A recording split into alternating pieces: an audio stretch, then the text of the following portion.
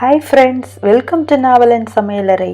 இன்றைக்கி நம்ம நாவலன் சமையலறையில் ஹோட்டல்லாம் கிடைக்கக்கூடிய அதே சாஃப்ட்னஸோட ரொம்பவே சூப்பராக ருமாலி ரொட்டி எப்படி பண்ணுறதுன்னு பார்க்கலாம்.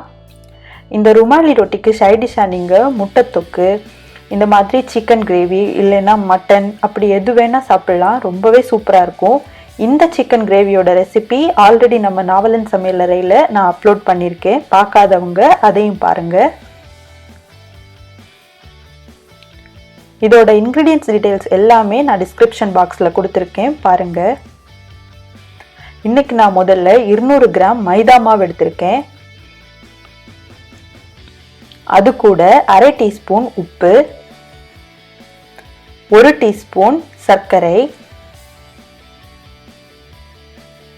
இதை சேர்த்து நல்லா கலந்து விட்டுக்கோங்க. அப்புறமா 1/4 கப் மிதமான சூடுள்ள பால் சேர்த்துக்கோங்க. இந்த பாலை கொஞ்சம் கொஞ்சமாக சேர்த்து இந்த மாதிரி நல்லா கலந்து விடணும்.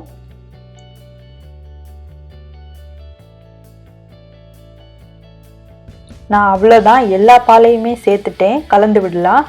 இப்போ உங்களுக்கு மாவு இன்னும் ட்ரையாக இருந்ததுன்னா நீங்கள் இது கூட கொஞ்சம் மிதமான சூடுள்ள தண்ணி சேர்த்துக்கோங்க. சேர்த்து கலந்து இந்த மாதிரி வச்சுக்கணும். அப்புறமா இது கூட 1.5 டேபிள் ஸ்பூன் எண்ணெய் சேர்த்து இதை நல்லா கலந்து விடணும். நல்லா பிசையணும். இதை ஒரு 10 நிமிஷமாச்சும் இதை நல்லா பிசையணும்.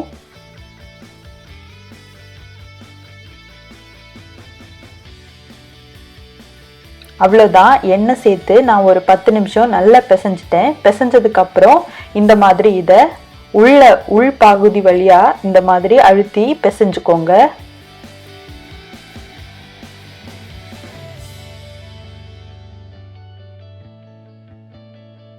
அவ்வளோதான், நம்ம மாவெல்லாம் நல்லா பிசைஞ்சிட்டோம். இப்போ இதை 1 மணி நேரம் ஒரு பிளாஸ்டிக் ரேப்பர்னாலேயோ இல்லைன்னா ஒரு ஈரமான துணினாலேயோ மூடி அப்படியே வச்சிடலாம்.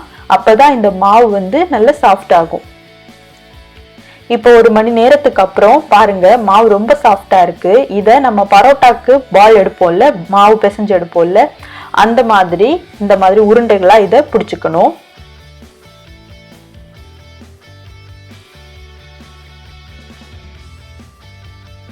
உங்களுக்கு இந்த மாவு ரொம்ப ஒட்டி பிடிக்கிற மாதிரி இருந்ததுன்னா உங்க கையிலையும் கொஞ்சமா எண்ணெய் தடவிட்டு இந்த மாதிரி உருண்டைகளா இதை பிடிச்சுக்கோங்க. இது ஒரு சப்பாத்தி மாவு அளவுக்கு உருண்டைகளா பிடிக்கணும். ருமாலி ரொட்டிக்கு எப்பவுமே நம்ம மாவு தூவுறதை விடைக்கும் கொஞ்சம் நிறையவே மாவு தூவணும். அப்பதான் நம்ம ரொம்ப மெலிசா இதை விரிக்கிறதுக்கு ஈஸியா இருக்கும்.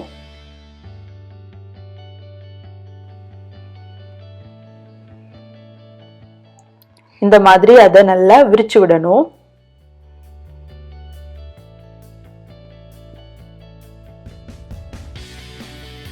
பாருங்க, இந்த அளவுக்கு ரொம்ப தின்னா நல்லா விரிச்சிடணும். நல்லா விரிச்சதுக்கு அப்புறமா அதில் நிறைய எக்ஸ்ட்ரா டஸ்ட் இருக்கும், அது தனியாக எடுக்கிறதுக்காகவும் அப்புறம் இந்த மாவு இந்த மாதிரி பண்ணும்போது இன்னும் கொஞ்சம் கூட விரிஞ்சு வரும், அதுக்காகவும் இந்த மாதிரி பண்ணணும். பண்ணதுக்கப்புறம் ஒரு கடாயை இந்த மாதிரி கவுத்தி நம்ம அடுப்பில் வச்சுக்கணும்.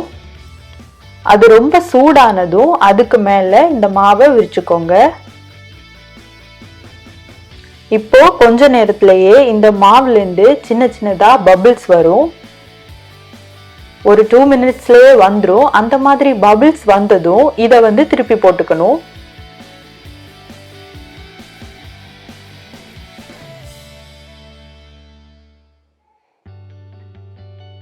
பாருங்க, ஒரு சைடு நமக்கு வெந்துடுச்சு. அதை திருப்பி போட்டுட்டோம். இப்போ இந்த ஓரங்கள் எல்லாம் வேகிறதுக்காக ஒரு சின்ன காட்டன் துணினாலேயோ அல்லது ஒரு டிஷ்யூனாலேயோ அதை நல்லா அழுத்தி பிடிக்கும் போது இந்த ஓரங்களும் வெந்துடும். அவ்வளோதான், நம்ம ருமாலி ரொட்டி ரெடி ஆயிடுச்சு. அதை இந்த மாதிரி மடிச்சு வச்சிடலாம்.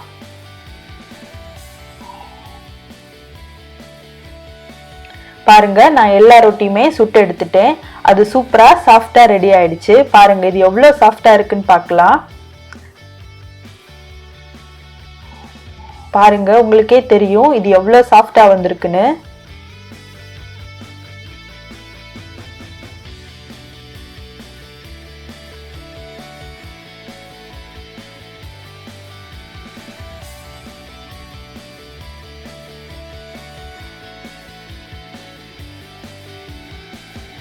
இன்னைக்கு நாங்க இத ஒரு காரமான பெப்பர் சிக்கன் கூட என்ஜாய் பண்ண போறோம். இந்த பெப்பர் சிக்கன் ரெசிபியோட லிங்க் வந்து நான் டிஸ்கிரிப்ஷன் பாக்ஸ்ல கொடுக்குறேன். பார்க்காதவங்க அதையும் பாருங்க. உங்களுக்கு இந்த வீடியோ பிடிச்சிருந்துச்சுன்னா கண்டிப்பா வீட்ல ட்ரை பண்ணி பாருங்க. எப்படி வந்துச்சுன்னு எனக்கு கமெண்ட்ல சொல்லுங்க. இன்ஸ்டாகிராம்லயும் பிக்சர் சென்ட் பண்ணுங்க. உங்களுக்கு எங்க நாவலன் சமையலறை வீடியோஸ்லாம் பிடிச்சிருந்துச்சுன்னா லைக் பண்ணுங்க, ஷேர் பண்ணுங்க. அப்படியே நாவலன் சமையலறைய சப்ஸ்கிரைப் பண்ணுங்க. தேங்க்யூ.